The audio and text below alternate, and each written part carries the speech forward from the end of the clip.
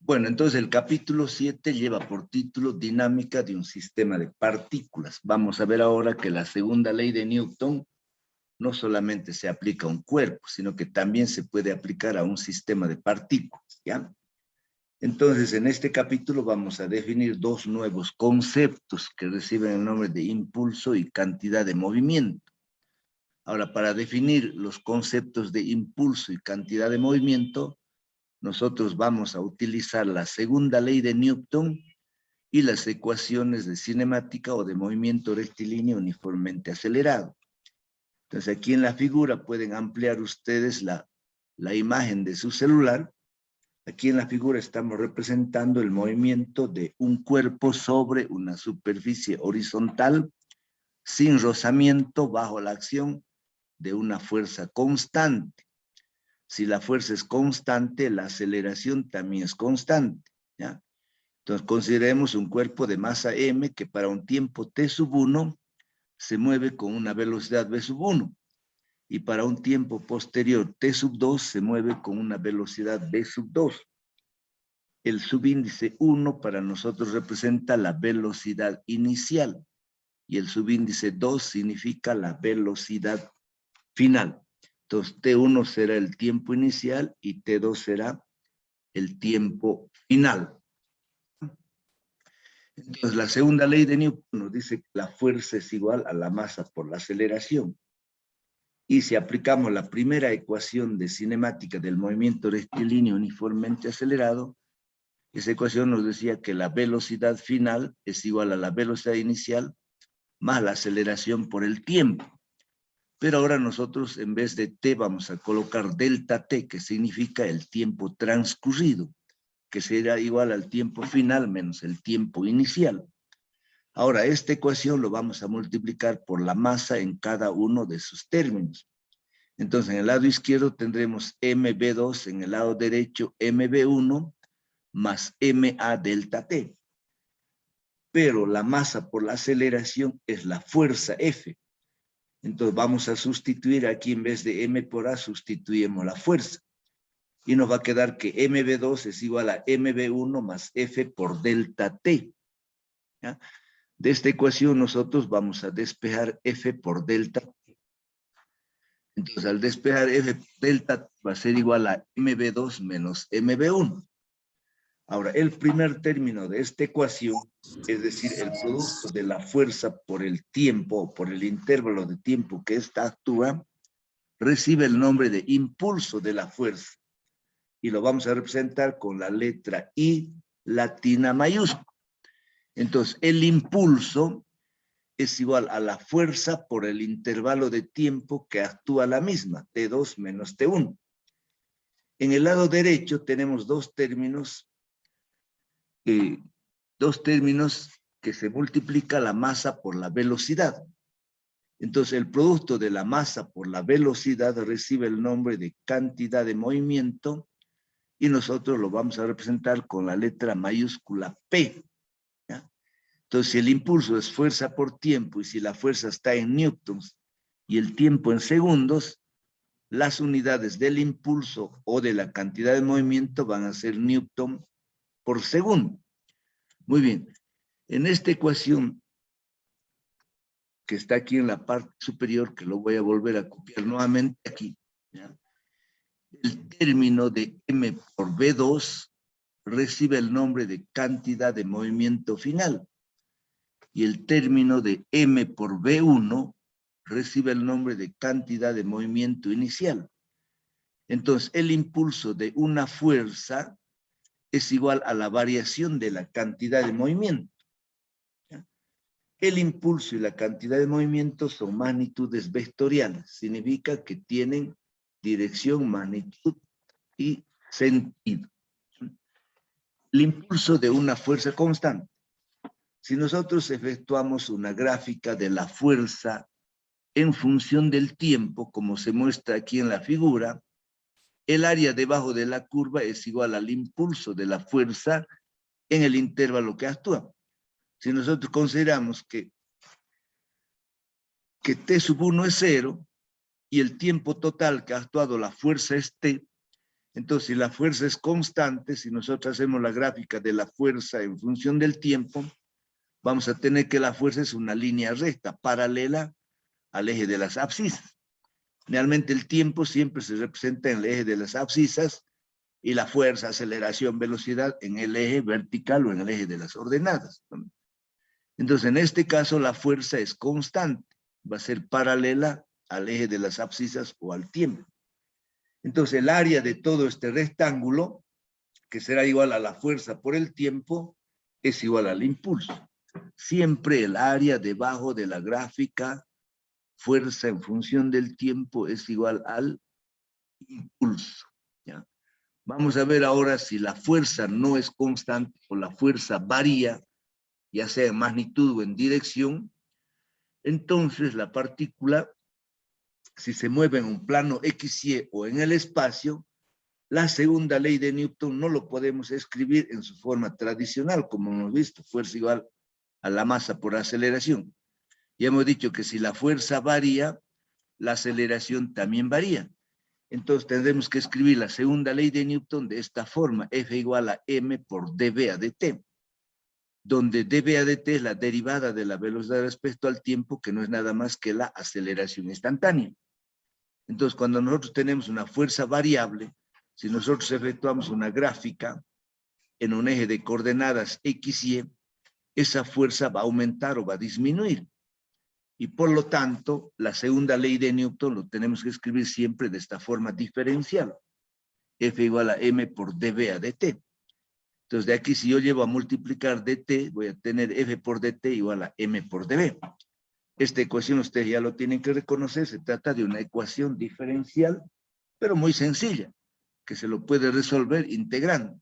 Realmente son integrales definidas, significa que nosotros conocemos los valores de F1 y de F2, como así también los valores de B sub 1 y B sub 2. Entonces, si integramos nosotros esta ecuación, vamos a tener lo siguiente. En el lado izquierdo vamos a tener la integral de f de t desde un valor de t1 hasta t2. Y en el lado derecho vamos a tener la masa, como es constante, sale fuera del signo de integración, y vamos a tener simplemente la integral de dv desde un valor de b1 a b2. La integral del lado izquierdo representa el impulso.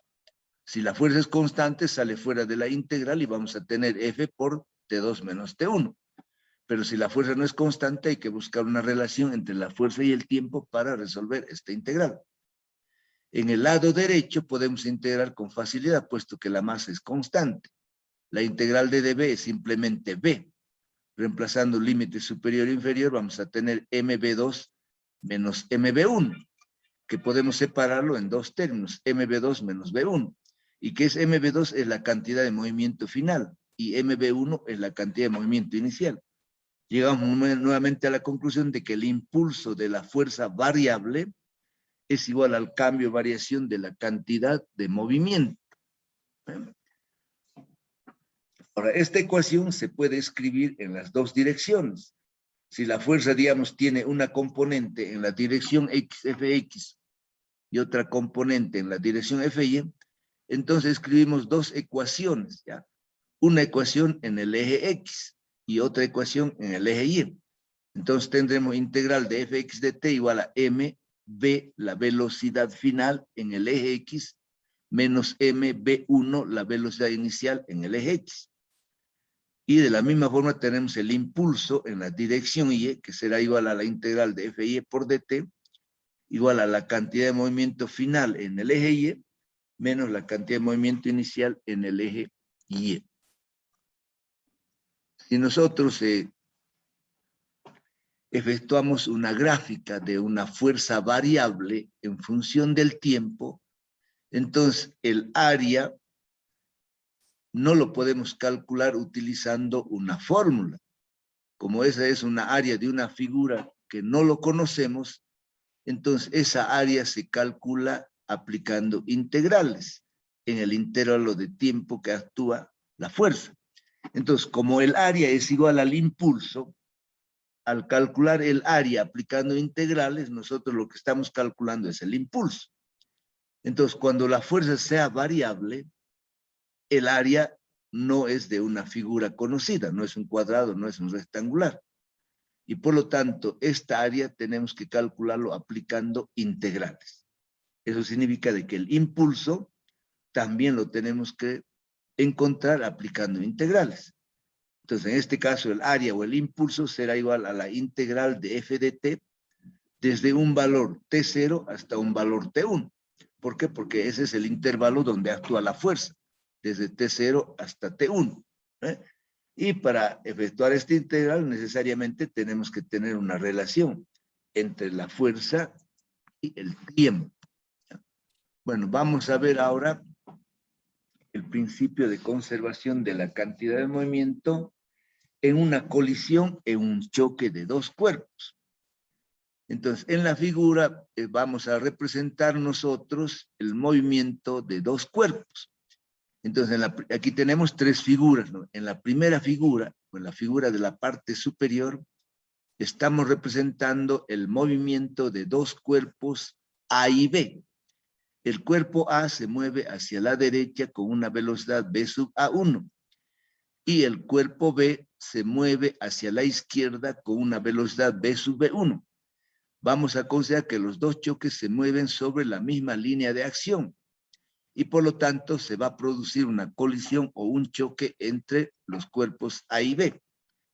Entonces, para nosotros, v sub B1 es la velocidad del cuerpo B antes de que se produzca el choque. Y v sub A1 es la velocidad de A antes de que se conozca el choque, que también para nosotros es la velocidad inicial de A, y v sub B1 es la velocidad inicial de B. Una vez de que se produce el choque, los dos cuerpos se encuentran en contacto físico, y de acuerdo a la tercera ley de Newton se producen fuerzas de acción y reacción. El cuerpo A ejerce una fuerza F sobre B, y el cuerpo B ejerce una fuerza de la misma magnitud, pero de sentido contrario. Por eso colocamos aquí menos F. Entonces, el choque ocurre en un intervalo de tiempo muy pequeño. Vamos a considerar que después del choque, los dos cuerpos otra vez quedan separados y se mueven con diferentes velocidades. Entonces, después del choque, el cuerpo B se mueve hacia la derecha con una velocidad v sub B2. Y el cuerpo A se mueve hacia la izquierda con una velocidad v sub A2. Entonces, para nosotros, VA2 es la velocidad de A después del choque o la velocidad final de A. Y v sub B2 es la velocidad de B después del choque o la velocidad final de B. ¿Ya? Consideremos nuevamente el momento en que se produce el choque, es decir, cuando están actuando las dos fuerzas. Entonces, de acuerdo a la tercera ley de Newton, la fuerza que ejerce el cuerpo A, ¿ya? FA, será igual a la fuerza que ejerce el cuerpo B, pero de sentido contrario. Por eso lo colocamos aquí un signo menos. Entonces, si nosotros ahora multiplicamos esta ecuación por delta T, entonces en el lado izquierdo voy a tener F delta TA y en el lado derecho voy a tener menos F delta TB. ¿A ver? Entonces lo que voy a tener es esto. Pero ¿qué es F delta T? Es el impulso que produce el cuerpo A. ¿Y qué es FA delta TB? Es el impulso que ejerce el cuerpo B. Ya habíamos definido que el impulso F por delta T es igual al cambio y variación de la cantidad de movimiento. MB2 menos MB1, que será igual a P2 menos P1 igual a delta P. Entonces, a partir de esta ecuación, nosotros podemos escribir lo siguiente. La variación de la cantidad de movimiento de cada cuerpo tiene igual magnitud, pero de sentido contrario o de sentido opuesto. Entonces, la cantidad de movimiento de A será igual a MABA2 menos MAB sub A1. Y la variación de la cantidad de movimiento de B será igual a MBB sub B2 menos MBB sub B1. ¿Qué representa esto? Representa el cambio o variación de la cantidad de movimiento del cuerpo A, que será su cantidad de movimiento final menos su cantidad de movimiento inicial. Esta cantidad de movimiento va a ser igual a la variación de la cantidad de movimiento de B, pero de sentido opuesto, por eso aquí colocamos el signo menos. Entonces aquí tendremos la cantidad de movimiento final de B menos la cantidad de movimiento inicial de B. Ahora lo que vamos a hacer nosotros, vamos a ordenar, es decir, voy a sumar yo la cantidad de movimiento inicial de A más la cantidad de movimiento inicial de B. Y en el lado derecho voy a sumar la cantidad de movimiento final de A más la cantidad de movimiento final de B. Entonces, el lado izquierdo de esta ecuación representa la cantidad de movimiento inicial. Y el lado derecho de esta ecuación representa la cantidad de movimiento final. Entonces, ¿qué me dice esta ecuación? Me está diciendo que la cantidad de movimiento inicial es igual a la cantidad de movimiento final. Y la cantidad de movimiento inicial es la cantidad de movimiento de A más la cantidad de movimiento de B. También la cantidad de movimiento final es la cantidad de movimiento final de A más la cantidad de movimiento final de B. Entonces, esa última ecuación representa el principio de conservación de la cantidad de movimiento. Este principio se cumple cuando sobre el sistema no actúa ninguna fuerza externa resultante. Entonces, bajo esa condición, vamos a decir nosotros que la cantidad de movimiento total permanece constante en magnitud y dirección.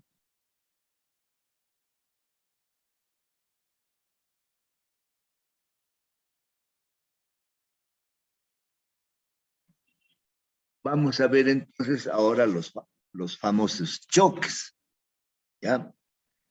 Entonces, en un choque siempre se conocen las masas y las velocidades antes del choque. El problema radica en calcular las velocidades después del choque. Entonces, para cualquier tipo de choque se cumple el principio de conservación de la cantidad de movimiento que acabamos de ver anteriormente. Entonces, si nosotros tenemos el choque de dos autos, por ejemplo, se va a cumplir el principio de cantidad de movimiento, es decir, la cantidad de movimiento inicial de A más la cantidad de movimiento inicial de B siempre va a ser igual a la cantidad de movimiento de B final más la cantidad de movimiento final de A. Entonces, en este caso, si nosotros conocemos las masas y conocemos las velocidades antes del choque, después del choque vamos a tener dos incógnitas. BA2 que representa la velocidad de A después del choque y B sub B2 que representa la velocidad de B después del choque.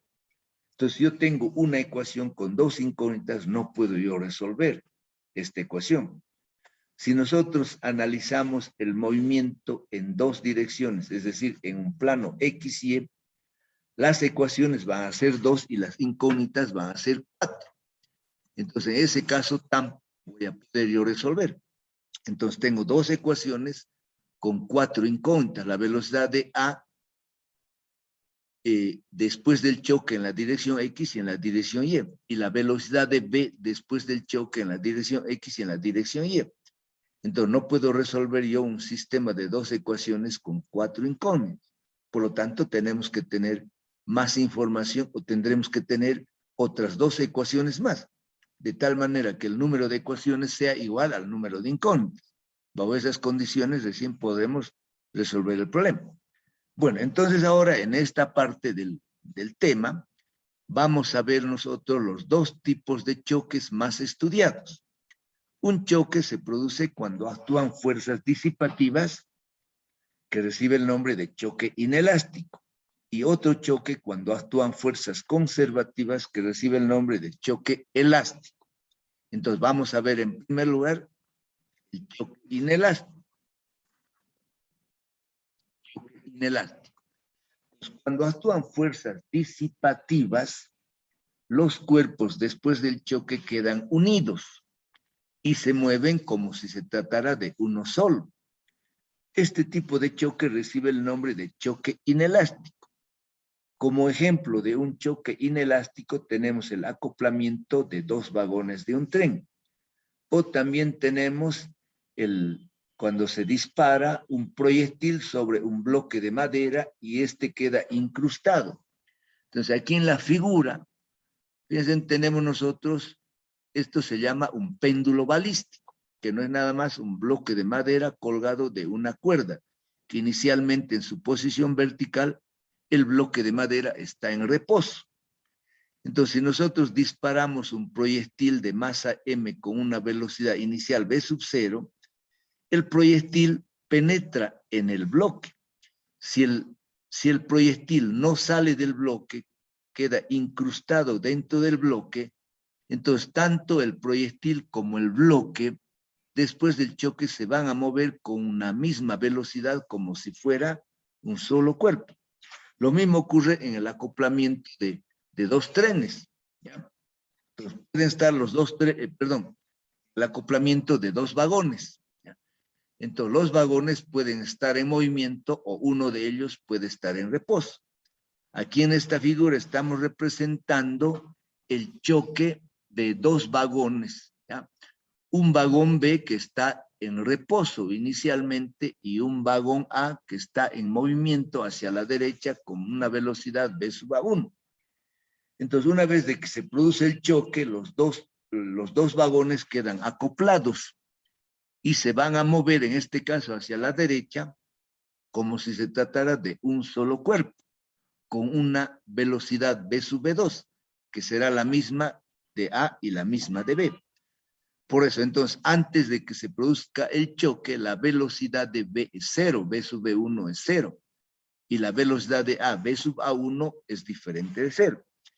Después del choque, los dos se mueven con esta velocidad V2. Por lo tanto, la velocidad de A después del choque será igual a la velocidad de B después del choque, y en vez de colocar VA2 y V sub V2, colocamos simple V2, simplemente V2, que es la velocidad de los dos cuerpos después. Ahora, hemos dicho que en este choque inelástico actúan fuerzas disipativas.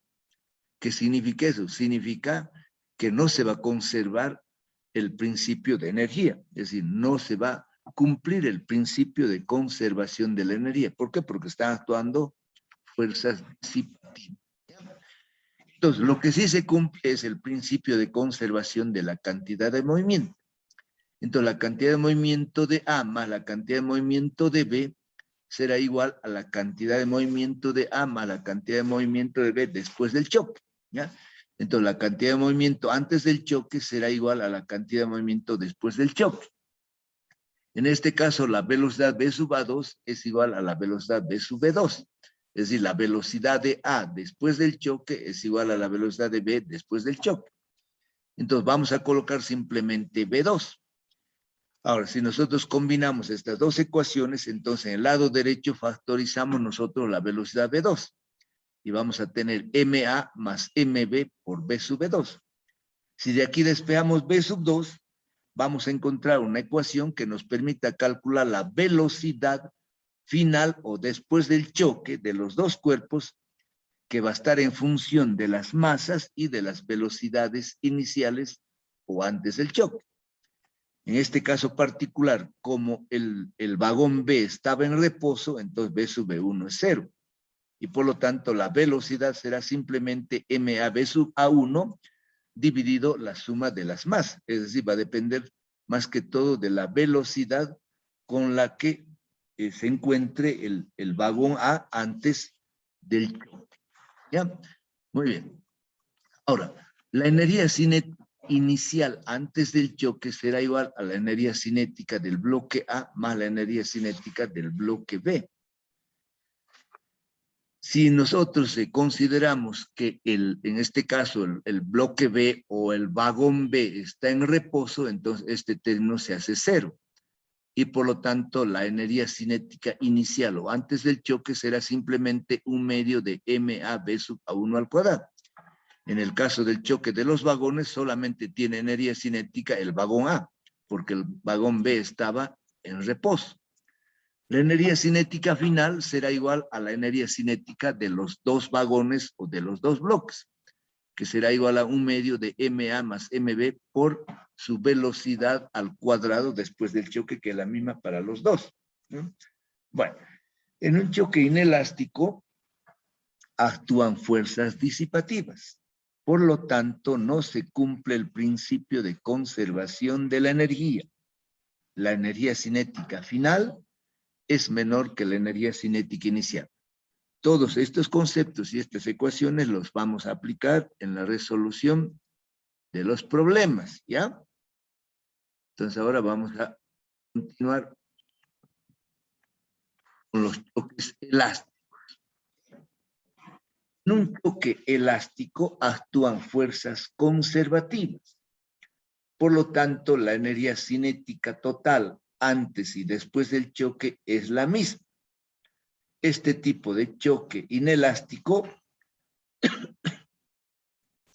ocurre cuando actúan fuerzas conservativas y por lo tanto se cumple el principio de conservación de la energía, ¿no? Y hemos dicho que la energía cinética antes y después del choque es la misma. Ahora, cuando se produce un choque elástico, los dos cuerpos después del choque quedan separados, ¿ya? Entonces, consideremos aquí un choque frontal entre dos bolas, ¿ya? Entonces, antes del choque, la bola A se mueve hacia la derecha con una velocidad v sub a1.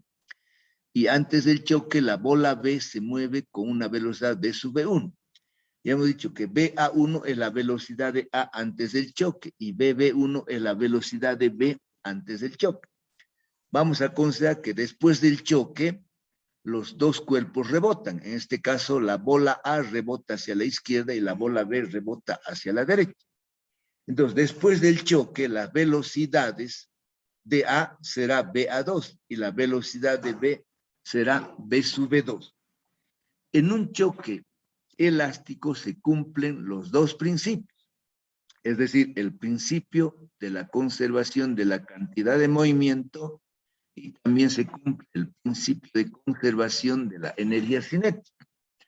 Entonces, si aplicamos el principio de conservación de la energía cinética, vamos a tener la energía cinética de A antes del choque más la energía cinética de B antes del choque será igual a ¿qué? A la energía cinética de A después del choque más la energía cinética de B después del choque. Y si aplicamos el principio de conservación de la cantidad de movimiento, también vamos a tener que la cantidad de movimiento de A antes del choque más la cantidad de movimiento de B antes del choque va a ser igual a la cantidad de movimiento de A después del choque más la cantidad de movimiento de B después del choque. Entonces, en este choque aplicamos estas dos ecuaciones. Como tenemos dos incógnitas, nuestras incógnitas son BA2 y B sub B2. Es decir, la velocidad de A y la velocidad de B después del choque son nuestras incógnitas. Entonces, yo tengo dos ecuaciones con dos incógnitas, mi sistema tiene solución. Desde luego que resolver estas dos ecuaciones no es tan fácil. ¿Por qué? Porque la ecuación de la energía cinética es una ecuación cuadrática o de segundo grado. Por lo tanto, para resolver estas dos ecuaciones hay que recurrir a un artificio matemático. En realidad, lo que recurrimos es a una propiedad del álgebra, que es la diferencia de cuadrados. La resolución de estas dos ecuaciones está completa en el texto. Aquí en la diapositiva yo no lo estoy presentando la resolución, pero lo vamos a hacer cuando nosotros estemos resolviendo los problemas, ¿ya? Cuando tengamos un problema de un choque elástico, ahí vamos a ver cómo se resuelven estas dos ecuaciones. Entonces, aquí en la diapositiva yo solamente estoy presentando la solución de estas dos ecuaciones que están dadas por estas tres ecuaciones, ¿ya? Entonces, la primera ecuación es de que la velocidad de B después del choque menos la velocidad de A después del choque va a ser siempre igual, ¿ya?, a la velocidad de B antes del choque menos la velocidad de A antes del choque, pero presidida por el signo menos. A partir de esta ecuación se define un coeficiente de restitución que nos clasifica si el choque es elástico o el choque es inelástico, que lo vamos a ver un poquito más adelante. Entonces, la ecuación para calcular la velocidad de A y la velocidad de B después del choque son estas dos que están aquí en la diapositiva. Por el momento, o sea, aquí no hay ningún problema si las ecuaciones, digamos, no los han captado, no se ve la deducción.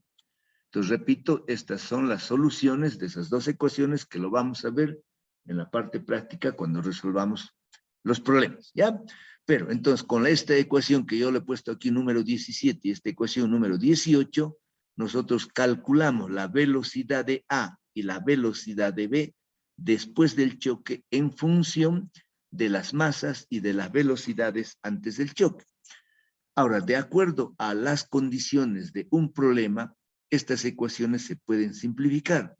Por ejemplo, si la masa de A es igual a la masa de B, este término se va a hacer 0, ¿no? O si es que el cuerpo A está en reposo antes del choque, todo este término se hace 0.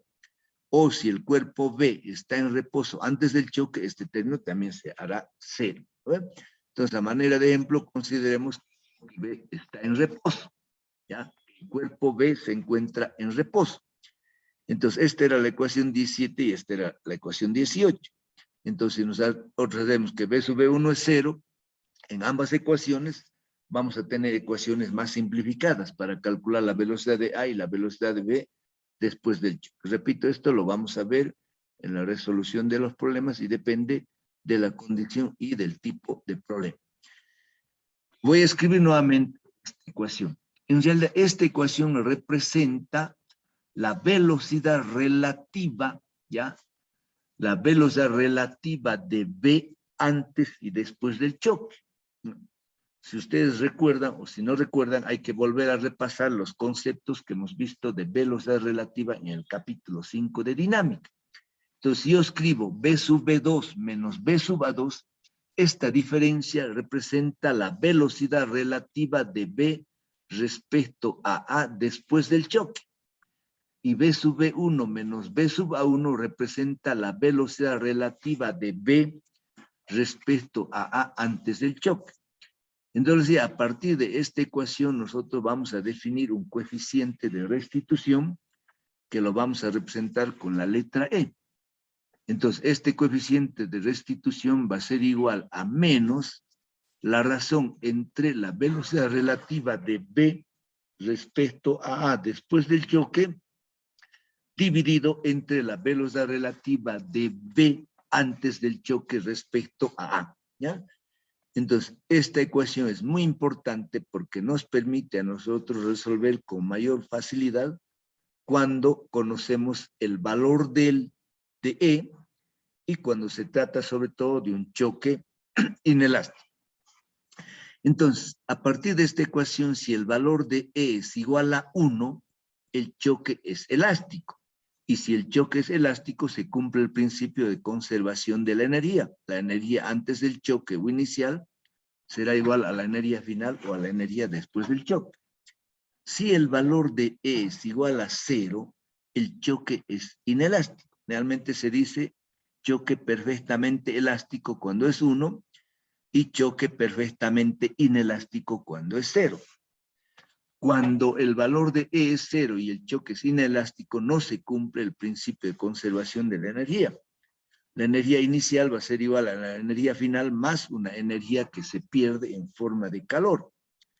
Ahora, en todos los otros tipos de choque, es decir, cuando el valor de E esté comprendido entre 0 y 1, es decir, puede tener un valor de 0,8, un valor de 0,7, un valor de 0,5, un valor de 0,6, en ese caso tampoco se cumple el principio de conservación de la energía. Entonces, cuando el valor esté comprendido entre 0 y 1, la energía inicial siempre va a ser igual a la energía final, más parte de esa energía que se pierde en forma de calor. Muy bien, vamos a definir ahora el centro de masa. El centro de masa para nosotros tiene un concepto muy similar al centro de gravedad. Cuando habíamos definido el centro de gravedad, habíamos dicho que el centro de gravedad es un punto que se encuentra en el interior de un cuerpo, de un sistema, donde está concentrado todo el peso del cuerpo. Y para nosotros el centro de masa también va a ser un punto arbitrario que se encuentra en el interior de un cuerpo o que se encuentra en algún lugar de un sistema de partículas donde nosotros estamos representando toda la masa del cuerpo. Para nosotros, el centro de masa coincide con el centro de gravedad, porque siempre vamos a considerar cuerpos homogéneos y vamos a despreciar la variación de la aceleración de la gravedad con la altura, ¿ya? Bueno, entonces para definir el centro de masa de un sistema de partículas, vamos a considerar aquí en esta figurita el movimiento de 4 partículas en un eje de coordenadas X y Y. Entonces la partícula 1 tiene una masa M1 y se mueve con una velocidad V sub 1 hacia la derecha. La partícula 2 tiene una masa M2 y se mueve con una velocidad V sub 2 también hacia la derecha. Y la partícula de masa M3 también se mueve hacia la derecha con una velocidad V sub 3. Y vamos a considerar que el centro de masa de estas 3 partículas se encuentra aquí en este punto. Entonces, este punto representa la masa total de las 3 partículas, que será igual a M1 más M2 más M3. Y vamos a considerar que este punto, que representa el centro de masa, se mueve con la velocidad BCM, que es la velocidad del centro de masa, ¿ya? Entonces, la cantidad de movimiento total P de un conjunto de partículas se define como la suma vectorial de las cantidades de movimiento individuales de cada partícula. Entonces, la cantidad de movimiento total P será igual a la cantidad de movimiento de la partícula 1 más la cantidad de movimiento de la partícula 2 más la cantidad de movimiento de la partícula 3. La cantidad de movimiento de la partícula 1 será su masa por su velocidad, M1 por V1, de la partícula 2, M2 por V2, y de la partícula 3 será M3 por V3. Entonces, M1, V1 es la cantidad de movimiento P1, M2 por V2 la cantidad de movimiento P2 y M3, V3 la cantidad de movimiento P3. Entonces, la cantidad de movimiento total P será igual a P1 más P2 más P3. La masa total del sistema de partículas, en este caso yo estoy tomando solamente 3 partículas. Ustedes saben que un cuerpo está representado por millones de partículas. Entonces, yo solamente estoy tomando 3 a manera de ejemplo. Entonces, la masa total será igual a M1 más M2 más M3 más Mn más Mn, ¿no? Es decir, la suma de todas las partículas representa la masa total. Entonces, si nosotros conocemos la masa total y conocemos la velocidad del centro de masa, la cantidad de movimiento total también será igual a la masa de todas las partículas que lo estamos representando con la M mayúscula por la velocidad del centro de masa. Y esto será igual a M1V1 más M2V2 más M3V3. Entonces, a partir de esta ecuación yo puedo despejar la velocidad del centro de masa. Entonces, la velocidad del centro de masa será igual a la cantidad de movimiento de la partícula 1 más la cantidad de movimiento de la partícula 2 más la cantidad de movimiento de la partícula 3 dividido la suma de las masas, ¿no? Entonces, a partir de esta ecuación vamos a ver más adelante que si nosotros derivamos respecto al tiempo, también podemos encontrar la aceleración del centro de masa. Bueno, ahora vamos a considerar que a un tiempo t, todo el sistema se ha movido hacia la derecha una determinada distancia. Entonces, la velocidad del centro de masa será igual a x sobre t, es decir, a la distancia xm que se ha movido respecto al eje y, dividido el tiempo. La velocidad de la partícula 1, v sub 1, será igual a x1 sobre t. La velocidad v2 de la partícula 2 será igual a x2, es decir, a su distancia que ha avanzado, dividido el tiempo. Finalmente, la velocidad 3 será igual a x3 sobre t. O de aquí podemos decir que xcm es igual a bcm por t. O x1 es igual a b1 por t, x2 es igual a b2 por t, y x3 es igual a b3 por t, ¿no? Estamos considerando que para un tiempo t, todas las partículas se mueven con sus respectivas velocidades. Entonces, habíamos encontrado esta ecuación para calcular la velocidad del centro de masa. Entonces, aquí en el lado izquierdo, en vez de BCM, en vez de la velocidad del centro de masa, vamos a escribir XCM sobre T. Y en el lado derecho, en vez de B1, colocamos X1 sobre T. En vez de B2, X2 sobre T. Y en vez de B3, X3 sobre T. ¿Ya? Entonces, en este caso vamos a tener esta expresión. Si ahora nosotros factorizamos el tiempo, ¿ya? Nosotros factorizamos el tiempo en el lado derecho. Vamos a ver, este está perjudicando. Ah, ya. Si nosotros factorizamos el tiempo aquí en el numerador del lado derecho, ese tiempo va a bajar aquí al denominador. Y por lo tanto, ese tiempo lo simplificamos con el tiempo que está en el denominador del lado izquierdo. Entonces, este t con este t se cancela.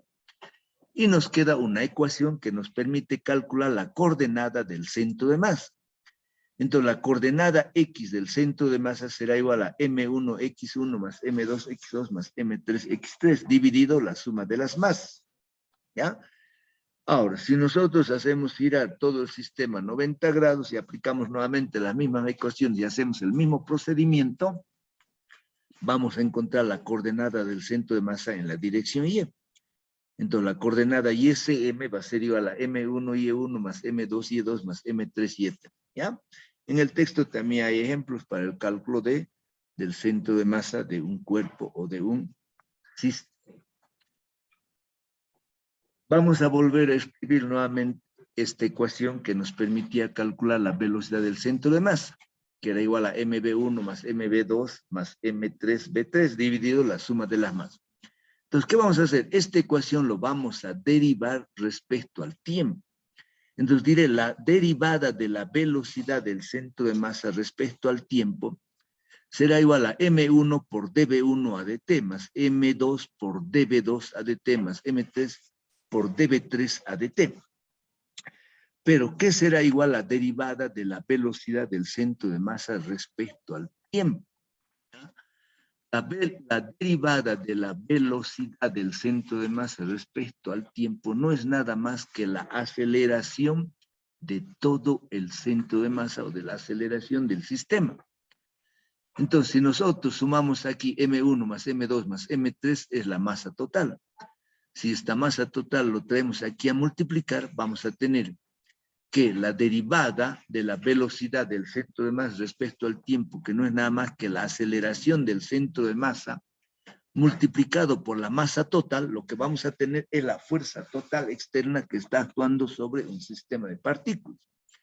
Entonces, en el lado derecho me va a quedar M1 por dV1 a dt, pero la derivada de la velocidad 1 respecto al tiempo es la aceleración 1 de la partícula 1. dV2 a dt, la aceleración 2, la aceleración de la partícula 2, y dV3 a dt, la aceleración de la partícula 3. Entonces, esta ecuación me queda expresada de la siguiente manera. La masa total por la aceleración del centro de masa es igual a M1 por A1 más M2 por A2 más M3 por A3. Entonces, les decía, la masa total por la aceleración del centro de masa representa la sumatoria de todas las fuerzas externas que actúan sobre el sistema o representa la fuerza resultante total. Y en el lado derecho, ya, M1 por A1 representa la fuerza F1 que actúa sobre la masa 1. Y M2 por A2 es la fuerza F2 que actúa sobre la masa M2 y M3 por A3 es la fuerza F3 que actúa sobre la masa 3. Entonces, la sumatoria de todas las fuerzas F1 más F2 más F3 que actúan sobre un sistema va a ser igual a ¿qué? A la sumatoria de todas las fuerzas externas. ¿Ya? Entonces, esta última ecuación, diremos, es la más importante de todo el capítulo que hemos visto. ¿Por qué? Porque esta ecuación nos está indicando que nosotros la segunda ley de Newton no solamente lo podemos aplicar a un cuerpo, sino que también lo podemos aplicar a un sistema de varios cuerpos o de varias partículas.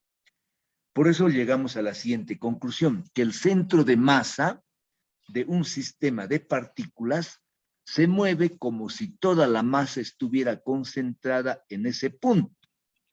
Y por lo tanto, en ese punto está actuando la fuerza resultante o la fuerza neta. Entonces, cuando nosotros tenemos un sistema de partículas, tenemos que trabajar con el centro de masa. ¿Por qué? Porque en ese punto está concentrada la masa de todo el sistema de partículas. Y sobre ese punto nosotros podemos aplicar la segunda ley de Newton. ¿Ya? Muy bien, todos mis queridos alumnos, con esto damos terminado el capítulo 7. Como les decía, yo esta semana no puedo hacer problemas, estoy un poquito delicadito. Entonces solamente voy a dictar la teoría. El próximo jueves vamos a ver no sé si alcanzará para ver todo el capítulo 8 o vamos a ver la primera parte del capítulo 8. Y la otra semana, ya el próximo martes, vamos a resolver problemas del capítulo 7. Del capítulo 8 continuaremos así, y si tenemos que volver atrás a resolver algún problema del capítulo 5, también lo haremos, ¿ya? Entonces aquí yo voy a parar la grabación. Si quieren hacer alguna consulta o alguna pregunta, pueden activar sus micrófonos.